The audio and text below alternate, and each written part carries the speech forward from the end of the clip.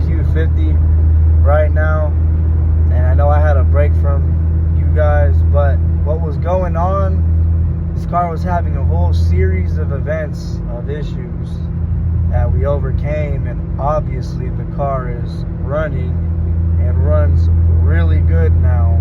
Some data logs with my tuner at Racebox, Alex. This thing is running a lot better now.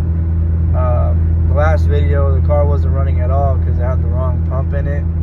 We got that Walbro Hellcat 525 in here.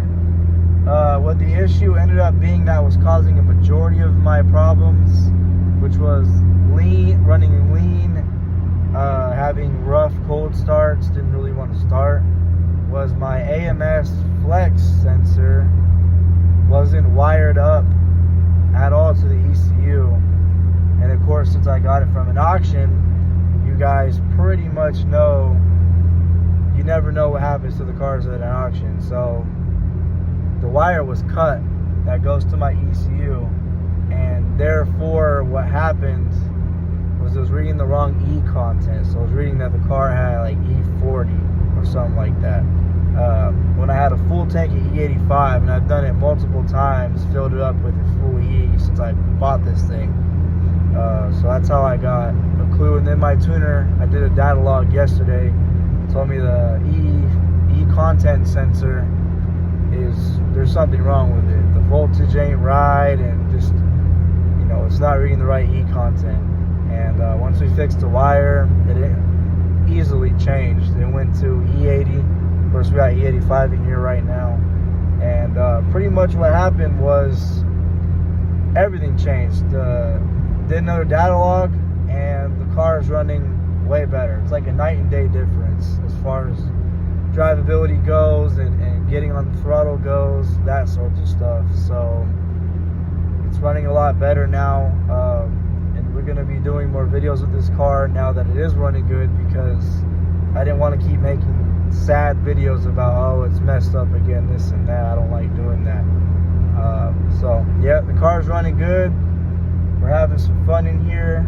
Today's the first day of it actually running good for once, so that's always a plus. And as far as if I have any more mods coming to the car, yes, I do.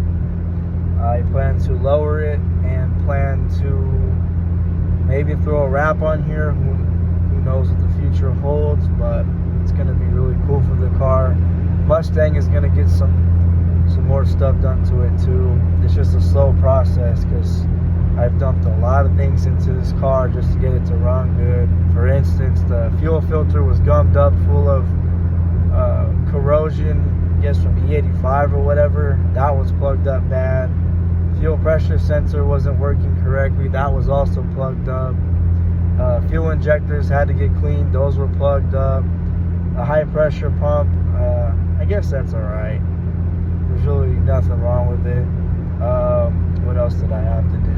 The fuel strainer in the back, that had to get replaced. The intakes, we had to clean those and get new filters because they were just disgusting. And we had to get new gaskets for the intake manifold because it had a small vacuum leak on the top plenum. So yeah, just a bunch of things. But now we're running good again. Thankfully I didn't spend too much money on this car. So now that it's running good, we can really enjoy it the way I bought it to. And pretty much get you guys a walkover as soon as I get to the house of the car. There's a couple things I've done to it since the last video as far as aesthetics go. So I'll see you guys in 1 second. What's good, YouTube? So I kind of already started or finishing up the process now, but if I can find it, this is a fuel pressure sensor we took out, and we got the AMS one in there right now. And I don't know if I could show you guys. So long story short, I had it just together, as you guys could see, and I had to take it apart again because I had cylinder 1 here and cylinder 3 here, and I was getting a cylinder 3 misfire because 1 and 3 are, have to be swapped. So I just swapped them, But I'm gonna run you guys through how to do this. So you got these 2 screws here at the end of your fuel rail. No, I didn't have to take the rail off, thank God, to swap the plugs. And then you tighten down this guy.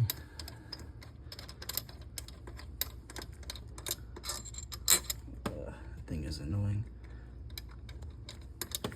And then you got the 2 here.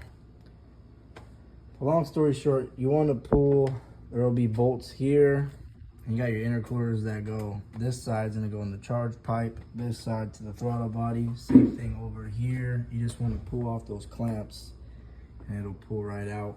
And there's a 10 mil that goes into here you want to pull out, they'll pull back.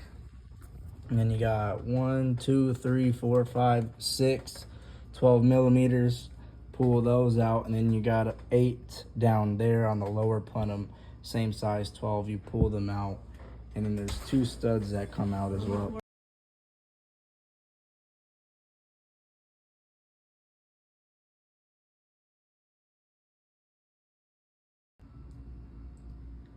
And pretty much the clamps go just like that. So you got 1 up there, and then you got 1 up there to the throttle body. Same thing over here and right there. And then the bolts will go here, here, there, and there. I don't have the bolts down there because you really don't honestly need them. But I still got to put those 2 in, and then that 1 over there. And we'll be all set to start this motor. I will include a picture that I took of when I took it apart and kind of what the AMS one looks like. But you pretty much have to have it tuned in order to run it. Also, you got to plug your maps. You got 1, you got 2, and then you got 3 here, and you got your purge valve to plug in, and you got to put the bolt for your coolant lines. Same one here. And then to get the fuel rails off, you got 1 and 2 and 3 that comes off, and this bring the fuel rail off.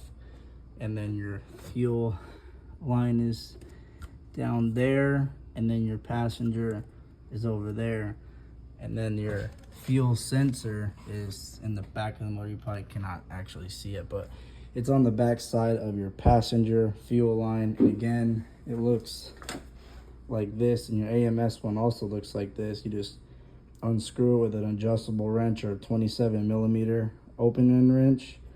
I'll use that. Screw your new AMS one, put the adapter on to your OEM, and that's it. Start putting everything together. I will include a torque sequence for your bottom and your top plenum as well, to kind of make up for not showing the whole process. But it's hot here in Florida, and I've been trying to get this done because this car's been down for a day, and I need it running for this weekend. I want to take it out and do some racing with it. What else? And you got to take out that vacuum hose there, and then there's another hose right there. You can see my custom AutoZone clamp on it, and then you can just flip this top plenum this way, and then of course you got to pull the throttle bodies off with a 7/32 Allen key, I believe. And then you don't have to take the coolant line off those either. You just move them out the way.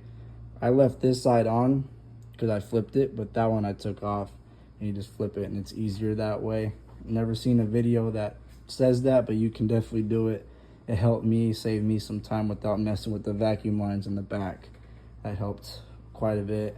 And then my fuel line clean or filter, I just moved that over here because it moves a little joint there. And then it's not too much to it. Oh, you got 2 rods, like I was saying, that are E8 size, and you got to use your E socket set because they are a star pattern.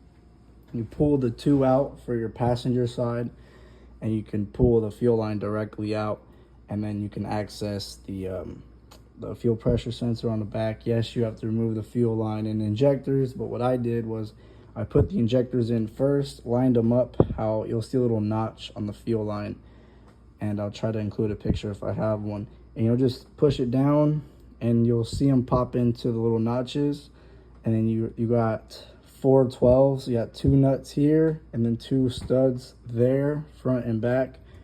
And then those will pull out when you get the line out and go back in. You'll do the 2 nuts on the studs first and then the 2 end ones after.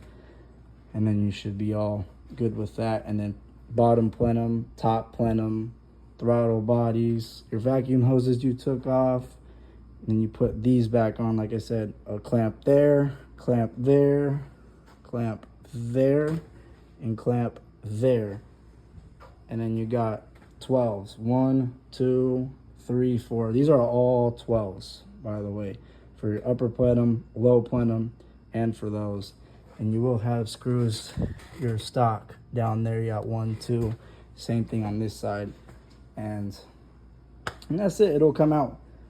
So it's not the worst thing in the world.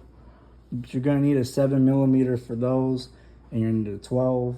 And then you're gonna need a whole, just get an Allen set, they're cheap, for your throttle bodies. And then you got a 10 here, a 10 there, and then all the clamps are 7s.